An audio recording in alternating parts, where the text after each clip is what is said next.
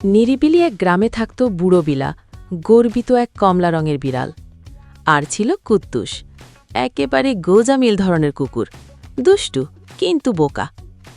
একদিন সকালবেলা রোদ ঝলমলে আবহাওয়া, বুড়ো বিলা ধৈর্য ধরে পুকুর পাড়ে বসে থেকে ধরল একটা টসটসে মোটা মাছ। সে আরাম করে বসে খেল খাবার সাজিয়ে।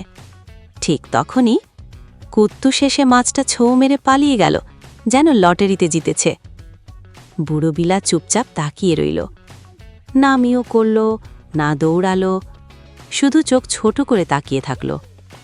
মাথায় তখন চলছিল প্ল্যান।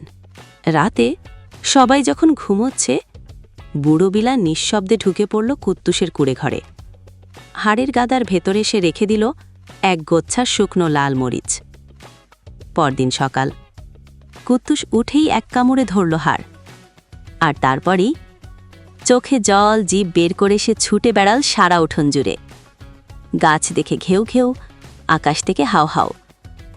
অন্যদিকে বাঁশের কাঁঠায় বসে বুড়ো বিলা থাবা চেটে নিচ্ছে ধীরে ধীরে, মুখে এক টুকরো বিজয়ের হাসি।